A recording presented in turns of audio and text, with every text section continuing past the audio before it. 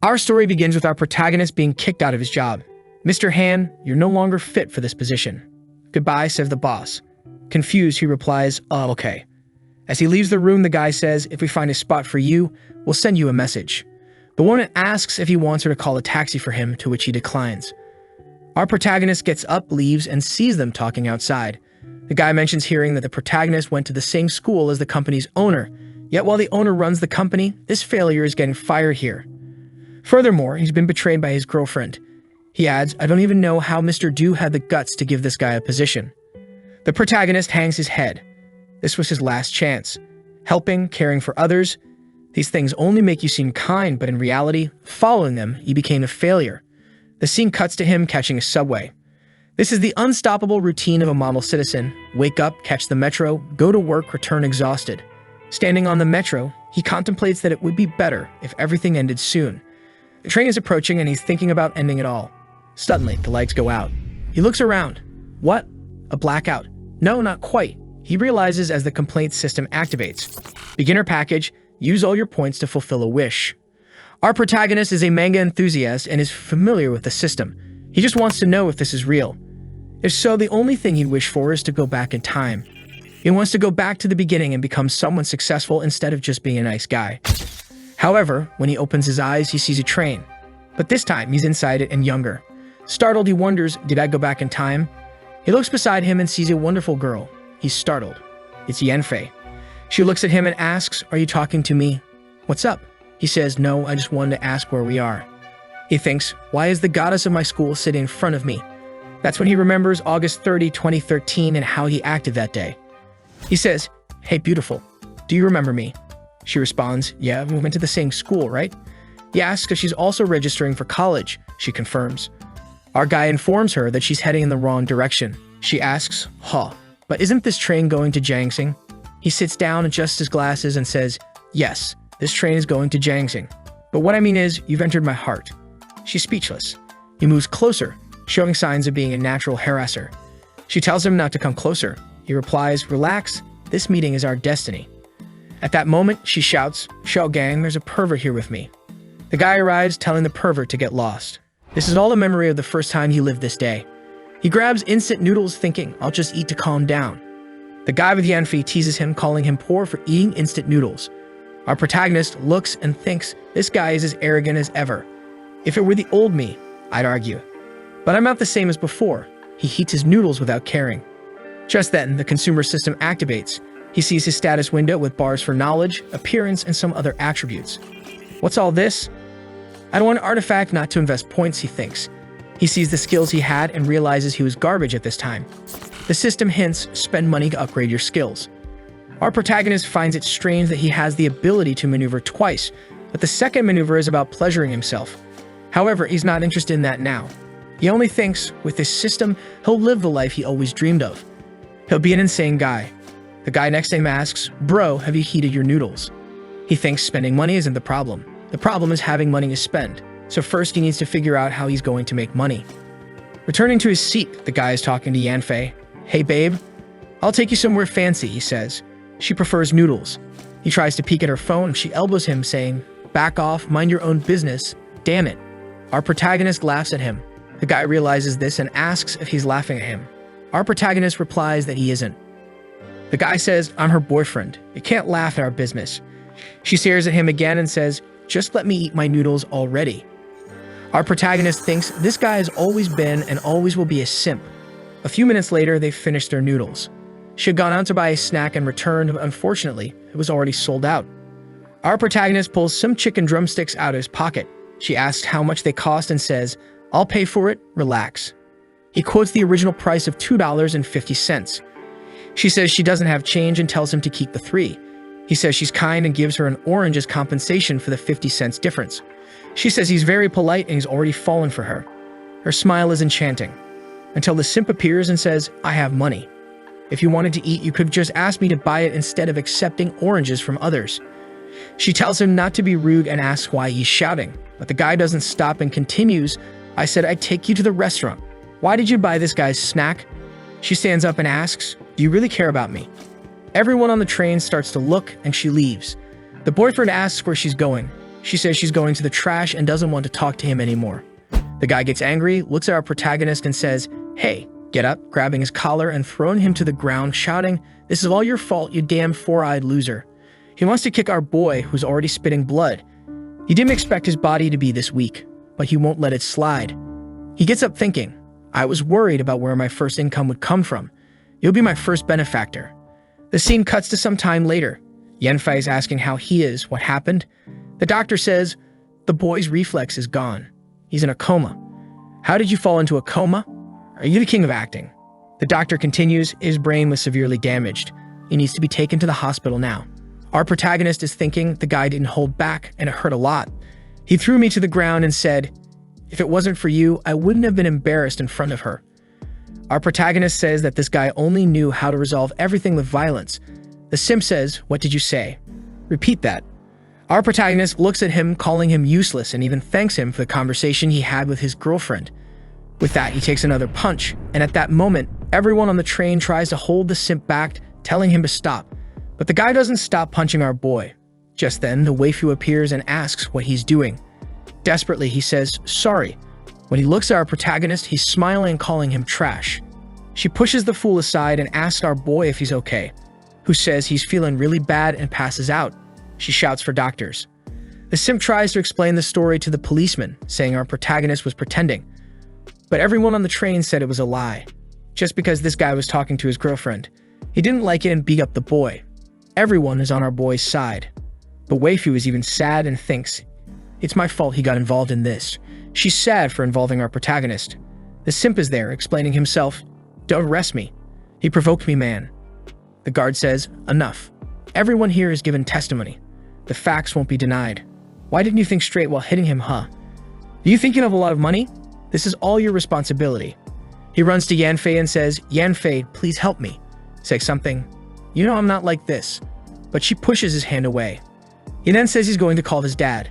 His father answers and asks, "Where are you? What happened?" He tells the whole story while crying. Back to when the protagonist was waking up and said, "My mouth hurts a lot." Yanfei's on top of him asking, "How do you feel? Where does it hurt?"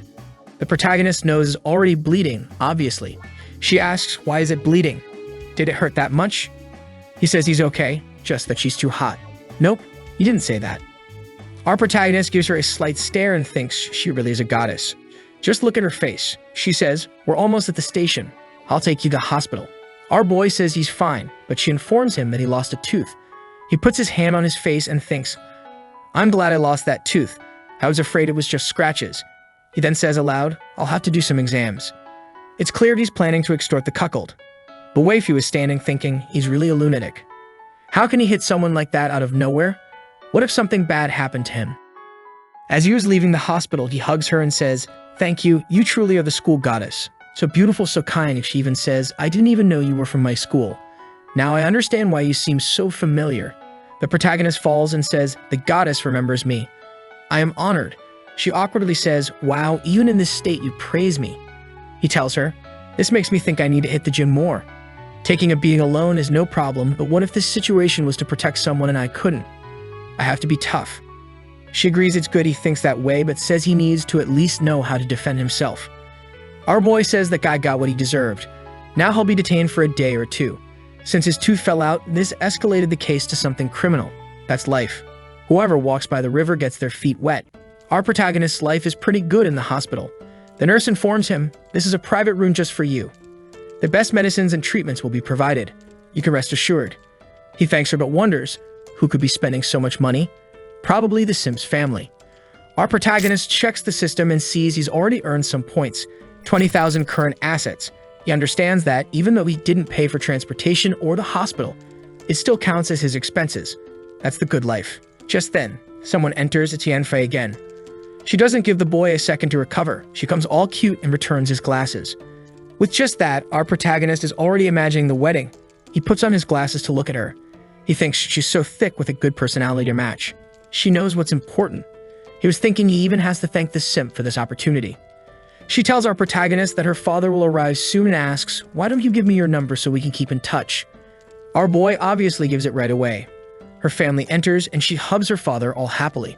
Then another guy who arrives immediately says, "I'm sorry, young man. I'm Shougang's father. I didn't raise my son correctly. My wife and I came to apologize.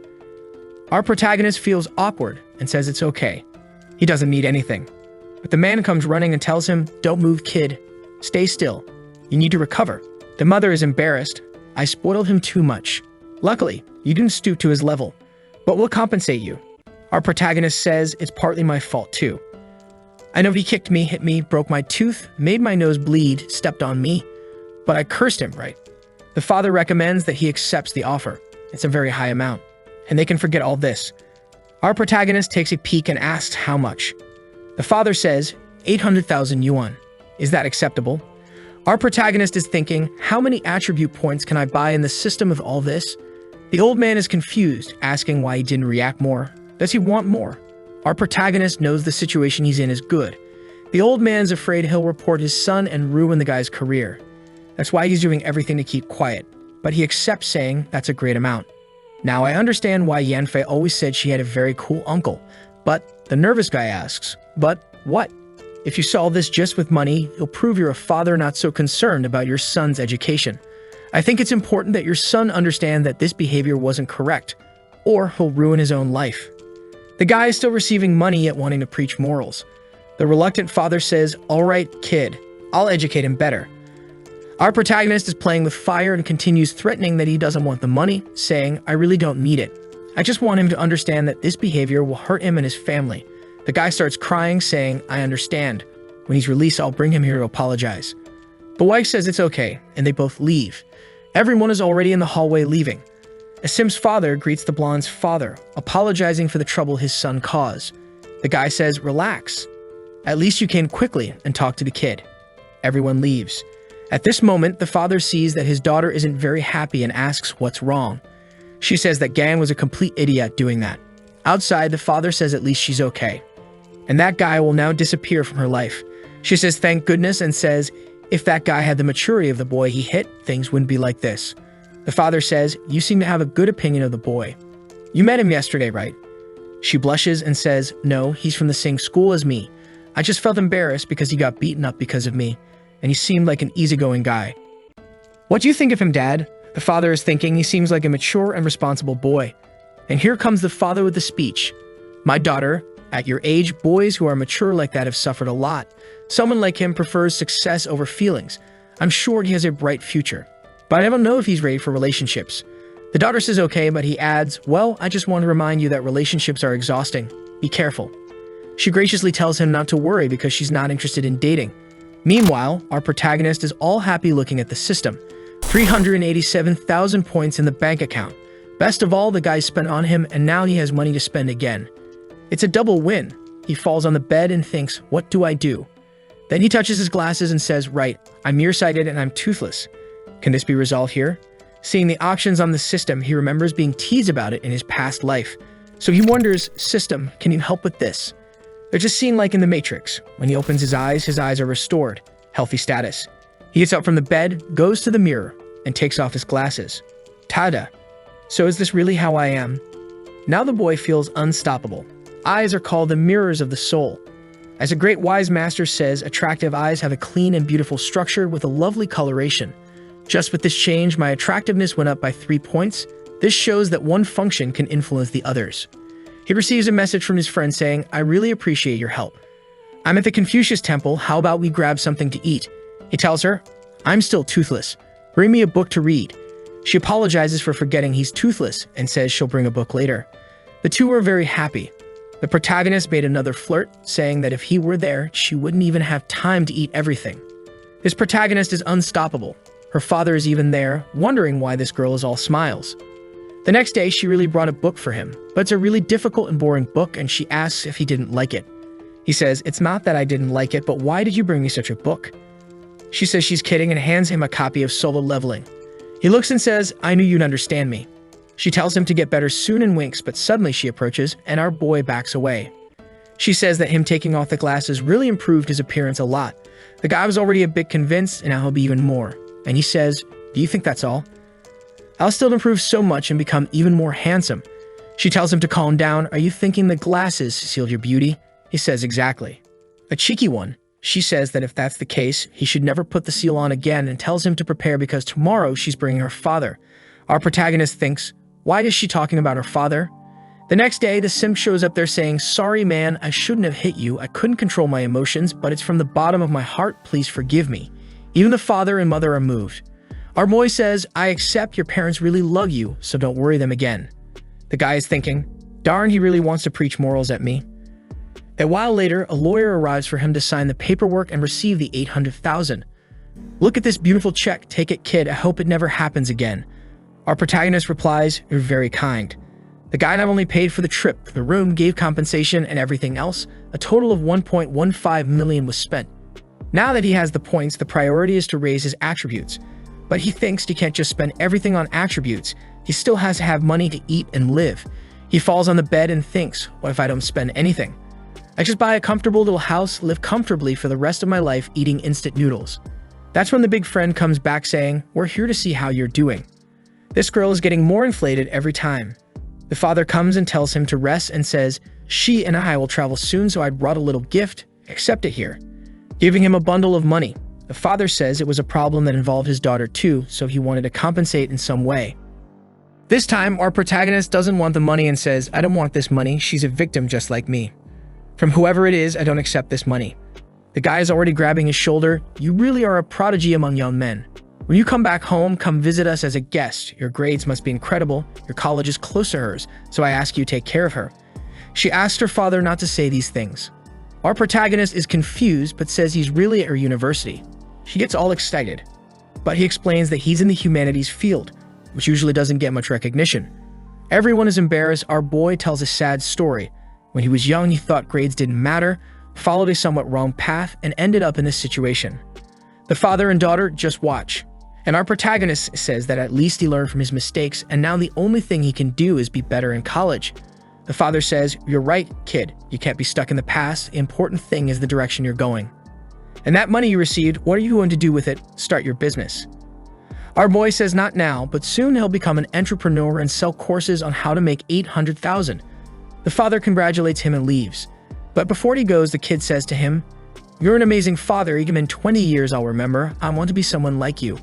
The father thanks him and says goodbye, also saying he'll remember. And the friend also leaves happily. Now he's focused. He calls the nurse and says he wants to be discharged. It's time for him to start developing rapidly. He knows that in 2 years, real estate prices will go up a lot, and those who take advantage of the opportunity will be the next billionaires. Already on the bus, heading to the city of dreams, he arrives at the real estate agency, pulls out the black card, and asks about houses of 40 to 60 square meters near a school area that have been built in the last 2 years. The consultant says, there's this one that's priced great. Our king of negotiations says it's that one. His parents dreamed that he would buy a house, and look at him now, in his 20s already buying a house. It looks like he's going to buy 2 houses, but he's going to rent them both out just to cover his monthly expenses. This is the weakest capitalist. He already rented a deluxe presidential suite as soon as he received $100,000. He's all happy, thinking, finally, my new start has begun. At that moment, he realizes he's still toothless. He opens the system and says, restore my tooth. However, the system shows that the cost of the tooth exceeds the current amount, and his command cannot be executed. He needs to level up the system. Some skills are necessary to activate these effects. The user needs to possess at least 3 level 3 skills. First, he needs to reach level 2 since he just spent a lot of money and is full of points. He advances to level 2 and starts shining. He says it's as if his thoughts have become clearer and faster. His mind is overflowing with ideas. There was so much that he even fell to the ground. He gets up after a while with a headache because he absorbed too much information. Some skills like accounting, finance, and marketing show that knowledge is not just about how you think, but also about the accumulation of information you have. One influences the other, and now, by leveling up both, he will become part of the elite. When his phone rings, someone asks, is this student Han? You took a 15-day break, and today is the last day. If you don't return, you'll repeat the year. He tries to extend his break, saying he's still unwell and will return soon. Then he takes another look at the system and discovers that to upgrade an attribute from 70 to 79, it costs 200,000 points per level. And worse, to maximize it to level 5, it costs 10 million. For now, forget it. He has no chance of maximizing anything. He then sees that a new function has been unlocked by leveling up. Every time he spends money, there's a small chance he'll receive gifts related to his consumption. The items will be sent directly to his item bar. Sometime later, our protagonist had returned to college. The girls are all looking at him saying, "Wow, he's tall. Is he a new student?" Our hero is not feeling himself. He took advantage of the system, improved his nose, reduced something here, improved something there, and did a lot of facial adjustments. The e-girls are all crazy about him now. He goes to the principal's office to explain everything that happened. He explains that he was in the hospital for a few days, but he's fine now. He then hands over the hospital certificate. The principal asks if he was really in the hospital and if he brought the documents and money to pay for everything. Our hero says he brought everything while remembering that this guy wasn't a good person. At least he's kind of stupid, so dealing with him is simple. He thanks the teacher for his hard work and asks if he has any idea what the dormitory he'll be staying in is like. The teacher says it's a very lively place. Our protagonist hands over a medical request and says the doctor asked him to rest in a quiet place so he can't stay somewhere with too much commotion. The teacher takes it from him, looks at it, and says, "All right, I'll see if I can get a room for a maximum of 4 people for you, but the cost will be higher, kid." Our protagonist remembers that in his past life he stayed in the crazy dormitory 5, full of maniacs, and he doesn't want to go through that again. Especially now that he has the black card that makes life easy. The scene changes to our dear blonde receiving messages from our protagonist, letting her know he arrived at college. They talk for a bit, but nothing serious. He just stares at the system, thinking that his mother will be shocked by how much he's changed. The only problem is that he only has 40,000 left. It's time to at least buy something to eat. As he buys something to eat at the store and leaves, he sees a guy selling something on the ground, so he asks, "How much is this?" The guy says it's the Manual of Life, 66 Ways to Change Oneself, and it costs only 168 yuan. Our protagonist doesn't think it's worth that much and asks him to lower the price. The guy says he'll do it for 100. Let's say what he's really selling is what the OnlyFans girls sell for 99 cents, but in printed form. At that moment, the system activates. You've purchased a set of life manuals. Activating the gift system, a book suddenly appears in front of him. An ordinary scripture, read it sincerely and you'll increase your intelligence a bit. Our boy is happy because it's expensive to upgrade the attributes, so anything free is perfect. The chubby guy asks if he's okay, but the scene changes to a little later and he's entering the classroom. Some girls are already looking at him sideways. The professor up front says, "The last student arrived, go ahead and introduce yourself." Our protagonist remembers that in his past life he lacked confidence, so he felt embarrassed and everyone laughed at him. However, now with all this transformation, he arrives saying, "My name is Han Lai and I am from the city of flame, intensity, and fervor. My hometown is the city of dreams. Due to hospitalization, I was delayed, but I'm here." The girls are all impressed and the guys are angry, saying he's full of himself. But the teacher applauds and congratulates him. The girls chatting ask Ching Ching what she thinks of this guy. But our protagonist suddenly says, "If there are any single girls in this room, add me to your contacts because I'm easy to please and easy to play with. If you're interested, come talk to me." This guy is a social hazard. Someone stop him. The other guys in the room say he's a jerk who's confident just because he's good looking. The protagonist looks at them and thinks, "Look at those losers, all mad, but my target is you guys." He sits down and a second later, the flirty girls are already surrounding him. Everyone wants to be part of his group. They're all fighting until one pushes through and taps the table, saying, "I'm the class monitor, Shi Lu Ting. First, I need to collect the class fees from you, and then I'll add you to the group." It seems like our protagonist's plan was all just to get this girl to talk to him. She's been considered the goddess of this place for 3 years straight. But as wonderful as she is, he was deceived to the point where he almost had to drop out of college. But this time, he's going to be a great friend. Look at his mischievous face. He's up to something. He teases her, saying, "Do you want me to join the class group, or do you want my number because you're interested in the offer?" She gives him an angry look, saying it's just for him to join the class group because she doesn't care about the other option. He replies, "All right then," and asks her how much it costs to join the group. She realizes he's just teasing her and wonders if he's just like her. As you can see, this is going to be a very healthy relationship. She then says it costs 200 and he immediately pays, asking, "By the way, in this group, will you notify us of the activities?" She says, of course, 3 days in advance. Suddenly, there's a hand coming that I thought was going to slap the girls, but it's just a hug. She's hugging her friend and asking our protagonist, "Do you want me to add you to the class group?" He accepts the offer and she says, "My name is Yu Yum from the hometown of Jiangmen." Our protagonist says she's very charming and has a beautiful name. Then he looks at his phone and ignores her. She wonders if she did something wrong and tries to start a conversation, asking about the brand of his phone. She's never seen one like it before. He says it's a cheap and crappy phone that asks why she wants to know. The poor girl, confused, thinks he seems so rich with that attitude and asks why he uses that phone. Is it sentimental?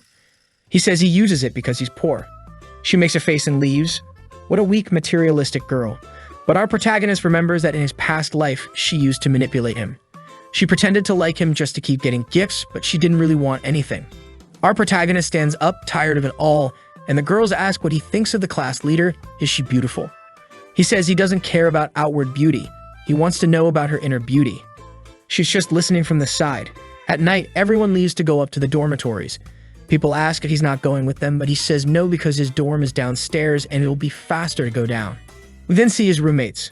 One of them looks over and realizes our protagonist has arrived. He kicks him and says, "Get out of here, loser. Why are you just standing there?" But our protagonist is on point now too, just stares at the guy and says, "Get off my bed and move that chair." But the guy asks what will happen if he doesn't. Our protagonist just ignores him and goes up anyway.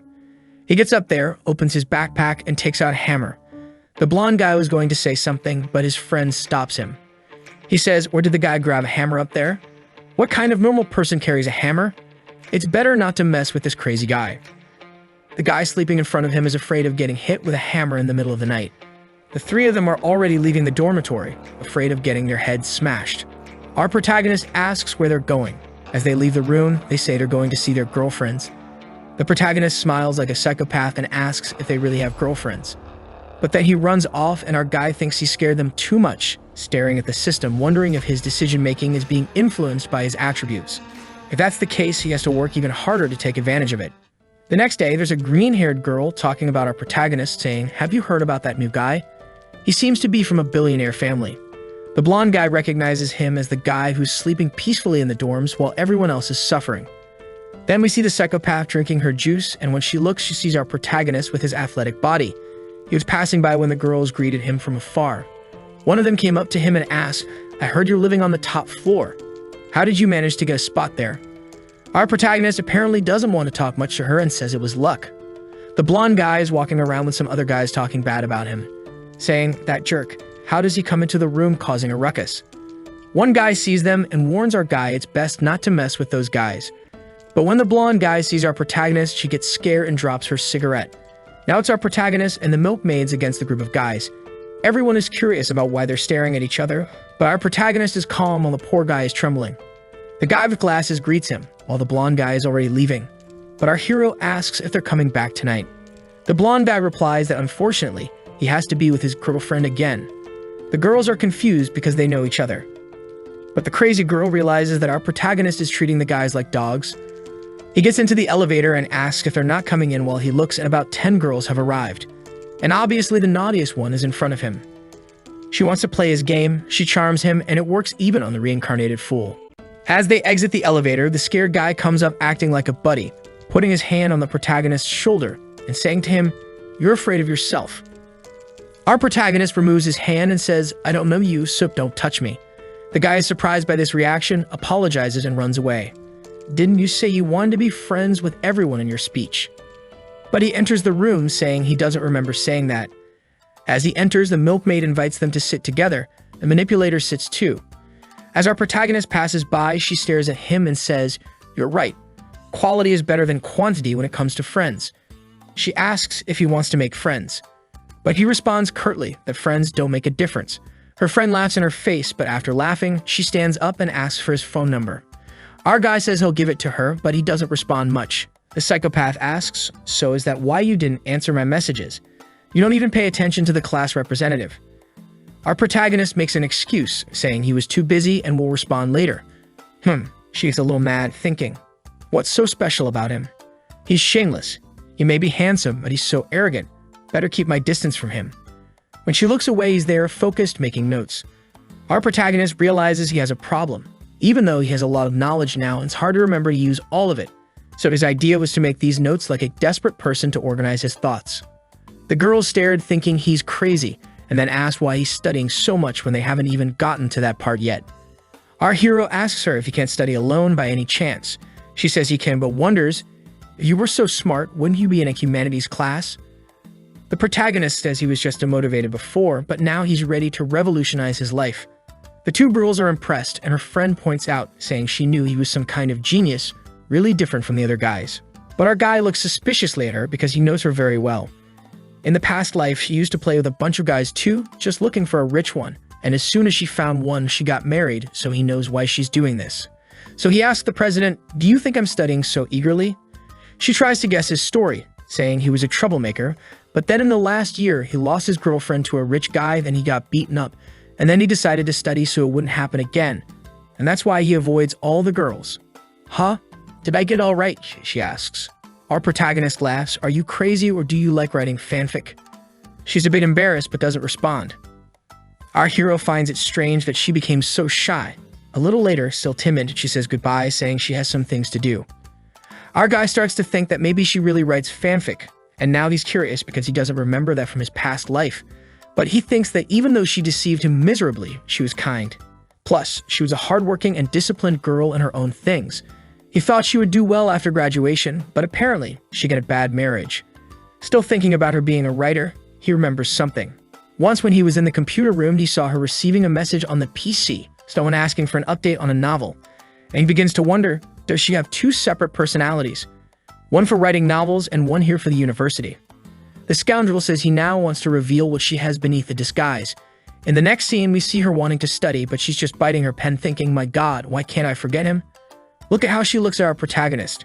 She's just worried that he might have noticed something when she hesitated to answer. Sometime later, the milkmaid asks him to wait for them to go to the cafeteria together. But he responds that he has other things to do and she goes off crying to her friend. At night, our boy won't have class tomorrow, so he'll want to buy a new computer and a new cell phone. The only problem is that now he really needs money. When he enters the room, the blonde guy stares at him and gets scared. Our guy throws his backpack on the bed and everyone thinks he's going to grab the hammer. But let's fast forward to the next day. He buys an iPhone, swipes his card to buy a laptop, and then goes and buys a SIM card. The purchase of the SIM card activated the effect of receiving a gift when spending. What he received was a Super SIM card. Automatic and instantaneous registration that cannot be monitored and cannot be tapped. Just by putting in someone's information, you already get their number, it can't be intercepted, and you can call any number without needing credit. Our boy already knows that if he uses this the right way, it will help a lot with his plans. In the room with the round girls, the milkmaid asks the president what she thinks of the protagonist already. In college, there are several rich guys, but his personality is quite unique. The president said she doesn't care about him since he's nothing special. Right at that moment, a message arrives. It's from our protagonist who already used the NASA card to get her number and sent the message, "Hello, monitor, it's Han Lee, but don't give my number to anyone." But then her friend says, "Did you add Han Lee to the college group?" She feels a little sad thinking that today he said not to give it to anyone, but he entered the messaging group. Changing scenes, our protagonist wants to find that forum where she posts her novels, but even after searching for a while, he can't find anything. Maybe that means she hasn't created it yet. Until after researching a lot, he finds her username there, but when he tries to be friends, she has a questionnaire before accepting friendship. Who am I? Who are you and why do you want to add me? Our boy writes what he thinks will convince her and goes back to the room. Again, the thick babe calls him to sit close, while the other girls in the room comment that she doesn't stop flirting. Even our protagonist finds it strange because as friendly as she wasn't that clingy. Looking at the president, he thinks, the bait has been cast, now it's just a matter of waiting for her to take it. Meanwhile, the big-haired guy in the classroom is boasting that his family owns 4 buildings worth millions. But our protagonist knows very well that he's not that rich, and that in reality, his family owns 5 or 6 houses amidst those buildings, and the buildings belong to the entire family. But with so many people involved, the profit isn't that great. You can't say the guy is poor, but he doesn't have as much as he thinks. In the eyes of the president, that guy over there is rich, but he's really dumb. Not very good looking and has no personality whatsoever, while the one who catches her attention the most, she looks at our protagonist and sees him as complete in every aspect. The big-haired guy notices that the protagonist is studying a lot and asks if he plans to pass the exam and why he's studying so much. Our guy says he hasn't decided yet, but he appreciates the concern. A guy points to his own face saying he'll eat half a kilo of crap from the milk girl if our protagonist passes. The guy is taking advantage of the situation to reveal his preference. Han Lee takes advantage of the situation and says, "You say that as if you're sure she's going to feed you." The milk girl feels awkward, tapping his shoulder, but he says he was just joking. She tells him to stop imitating the disgusting behavior of those guys. The pink-haired girl says she found it funny. The big-haired guy gets angry, thinking that when he says it, it's disgusting, but when he says it, it's funny. So he tells our protagonist that if he passes the exam, he'll let him live rent-free in his house for 3 years. Our protagonist just ignores it, thinking he's just seeking attention. Then he replies, "Thanks for the offer. I'll think about it." There's silence in the room and everyone thinks our hero didn't realize he was being humiliated, but in reality, he doesn't care. The president praises him, saying he's very calm and has a good aptitude for learning, and seeing him solve all those math problems, she believes he'll pass. Our protagonist is confused, thinking, is that crazy president praising me? Did something happen? The big-haired guy is kind of skeptical that our guy is really intelligent, so he says, "I doubt he's solving difficult problems," and grabs the notebook from him to see what he's writing. Without understanding anything, he says he wrote things, apparently. But then a smart girl comes and grabs the notebook, looks at it, and says, "The answers are correct, but why isn't there anything written here? No calculations, where's your process?" The protagonist takes the notebook back from her, saying those calculations are too easy, so he solved them mentally. Now he's hit the nail on the head, and they all come happily asking if he could give a private lesson in their room. The big-haired guy gets even more angry, especially when he sees the president talking to our protagonist. He then tries to salvage the rest of his ego, saying maybe with a decade of work, he'll be able to at least buy a little house or make the down payment. "If you need a place to rent, just let me know. My family has some houses." The milk girl is really a gold digger and wonders if Hanley really has money. While the psycho president is eager to see Hanley humiliated and defeated. But out of nowhere, the protagonist starts laughing in the big-haired guy's face and says, "What kind of luxurious house does your family have?" The guy says all the houses of his family are incredible and luxurious. But now he's going to be caught in a lie because our guy tells him, "Don't tell me you consider the collective contribution of all the people in your family to that building as your property, do you?" The guy is somewhat embarrassed and says what our protagonist is saying doesn't make sense. And the people in the classroom want to know what's going on. The protagonist says to him, "Building number 4 in Yangpu District, a small building with an elevator and 4 apartments per floor. Over the last 3 generations, your family has managed to buy 8 of them, but you live in 2 and share the profit. I'm not trying to belittle you, but does anyone here know which of the Yangpu properties is considered extremely luxurious in the real estate market?"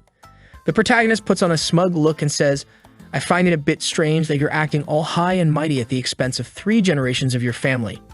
Just then, the teacher enters the room and there's silence. The wicked waifu there is looking at the big-haired guy and thinking he's a loser because he didn't respond at all. And she's obviously impressed by how the protagonist reacted to the situation. She's already got her pen in her mouth thinking she's going to write a novel now about a dominant CEO and use him as a model. But she's having to try to calm down because throughout the entire class, she just wants to keep looking at our reincarnated friend. The end of the class arrives, that friend calls again to go to the cafeteria. But our protagonist says the cafeteria is too expensive, they can't just be spending money there. Just then, he receives a message on his phone and she shouts, "Stop lying, you have a new phone there and can't buy a snack at the cafeteria." He says that's exactly why, since he spent all of his money on the phone and now he's broke. Biting with anger, she tells him to hurry up, she'll pay for everything. Our guy warns that he won't pay her back. She replies that it doesn't matter, and let's just go. Hanley is impressed with how inflated she is. She grabs him by the wrist to take him away, and he says, "All right, when it comes to living off others, I'm good at that too." The other girls laughed, and she's thinking, living off others? Then she pinches him, asking what he means by that. He replies, "Hey, it's no big deal. I just said that because I usually eat at regular cafeterias." But she's feeling insecure, thinking he believes she's a gold digger. The girl with green hair says, "Relax, I'll pay for your things, it's okay." The protagonist finds it strange, both of them seem very interested in him. But he's more concerned about how he's going to make money. The girl with green hair wants the purest love possible and wants to get married soon, so it's not going to work. And the one on the right wants to marry a rich guy, so that's also not going to work. For him, for now, it's better to just chill. The short-haired one thinks our protagonist is definitely a rich guy to be acting so disinterested around beautiful women. He must have a lot of them around him. And if that's the case, she needs to get him. As long as his family is rich in the end, it's worth it. She's about to say something, but the girl with green hair cuts in again and says, "You bought a bunch of new skincare products. Let me pay for him." She feels a little embarrassed because in reality, she didn't buy anything, it was all a gift from an admirer. So she says she can pay for him, but the girl with green hair says it's okay, but she shouldn't come crying afterward. On the way, they're all interested in him, asking lots of questions. Why did you change your phone? Have you ever been in a relationship? Why haven't you been in one? What kind of woman do you like? What kind of woman do you not like? The other guys are all thinking he's a damn lucky guy. They keep insisting until he responds, "The type of woman I like doesn't need to be exceptionally beautiful, but she needs to be kind and share the same values as me and be a good person to be around." They think it's understandable why he's alone. He's very traditional and demanding. The protagonist asks them, "What quality do you think makes a woman the best?" The milk girl says she has no idea, but in reality, she's thinking, "I'm all inflated and mine are huge." That's what guys like, right? The green-haired girl says what matters is what you like, but she's thinking, "Damn, the president is beautiful and the other one is just inflated. I'll have to find another way to win this." The president isn't liking this joke. She's not even getting involved, but she's being dragged into the comparison. A little while later, everyone's at the cafeteria eating. Hanley shows up with cake for everyone. They're impressed since that's quite expensive. He tells them to enjoy it. While the president is staring at a giant strawberry, he tells her to enjoy it a lot. He got the flavor she likes. After all, he was her simp in the past life. The inflated girl asks why he spent so much money on them. He says it's okay since they also spent a lot on him, practically throwing a banquet for the protagonist. The girls are all around the protagonist and the two of them are always wanting to talk to him. From afar, the confused president wonders both of them are beautiful, so why isn't he doing anything? Our guy offers the last tangerine to her, but she says she doesn't want it. Obviously, this rascal is only interested in her and is thinking, "You messed with me so much in the past. How am I going to make you pay for it?" Things are just getting started. Time passed and our protagonist continued exercising, studying, planning everything, and living his routine. And strangely, in the meantime, he became a celebrity in the dorm, the guy chased by a bunch of thick babes. He sees a message in the college group where people are organizing a trip to the zoo. He knows his popularity lately is only increasing.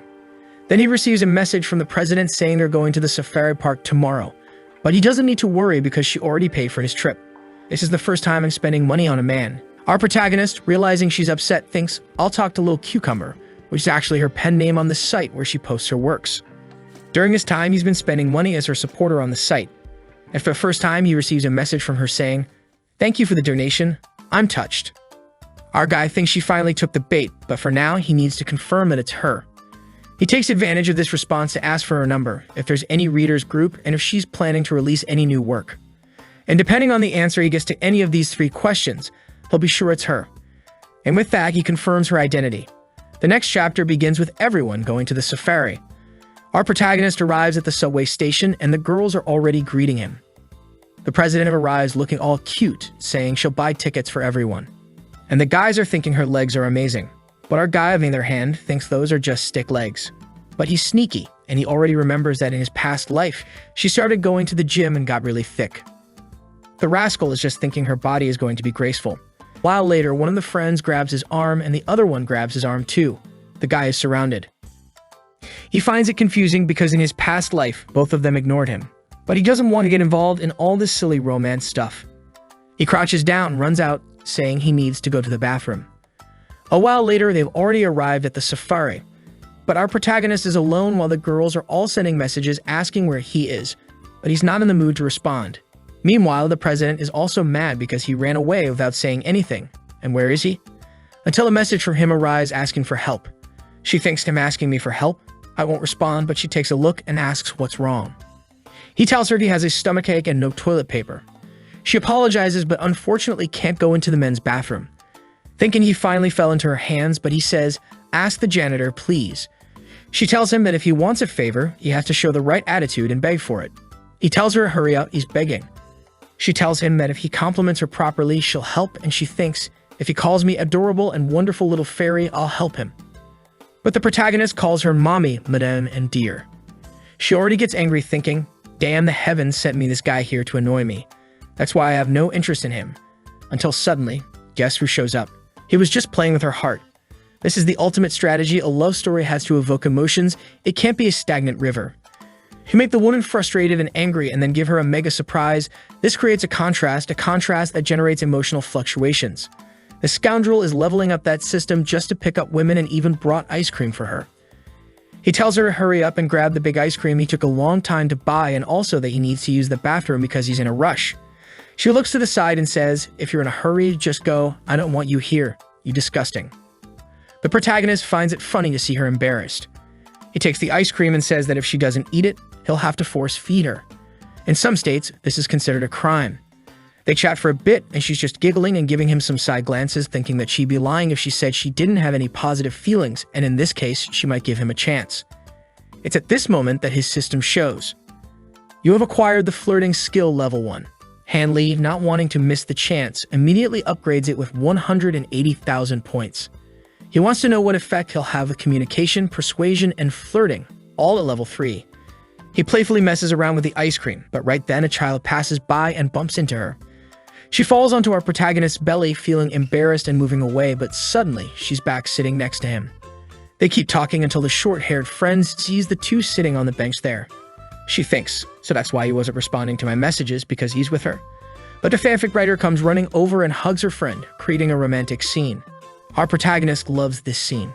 A little later, they're walking down Snack Street to grab some snacks.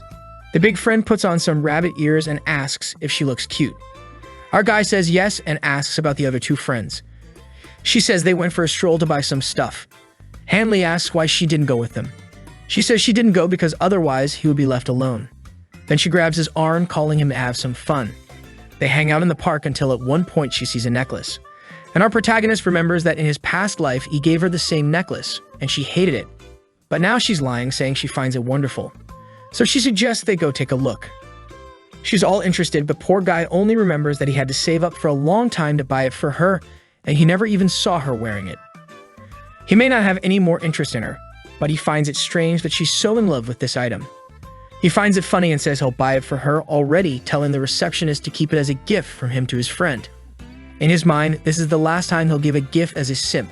After this purchase, everything will change. She seems very happy to receive this gift and wants to show it to her friends.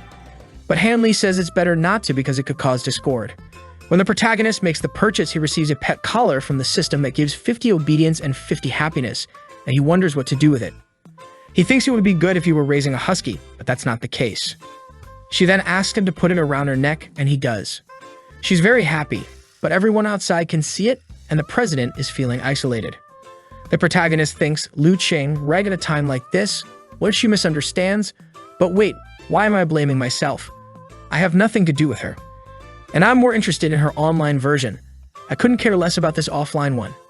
He then approaches her and asks how she's doing. The green-haired one says they were getting ready to leave, but saw that he was busy with something. With that, the park outing ends and he's back home. Hanley is all happy when he talks to the president online but doesn't want to talk to her in person. He really is the king of 2D.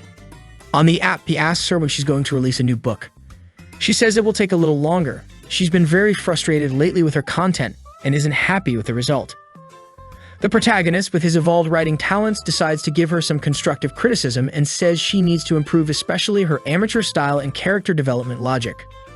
She's impressed that he's actually right. These are my problems. Could you really read everything and be my fan? She thanks him for his words and asks, could you give me more specific feedback on how I can correct this? Now the protagonist feels confident and says, you're lucky that in this life, I'm an expert. He sends a text with a bunch of tips on how to improve her story. Seeing all that, she thinks it will be difficult to correct, but everything he said is completely correct. Our guy already thinks he can now cooperate with her to start the revenge operation. With that, they spend almost the entire night talking with him, giving several tips on how to improve. And to start cooperation with her after talking for a while, he says he has an idea. He always wanted to write a story about a dominant CEO who has a wife with an intense romance. Obviously, he said this because he knows it's exactly the type of story she wants to write. He explains everything and asks if she would like to write this story with him. She ponders and the story advances to the next day, when they meet at the bookstore and she's still mad at him because of the necklace incident. Then she goes to the phone to vent with him, but she doesn't know, obviously.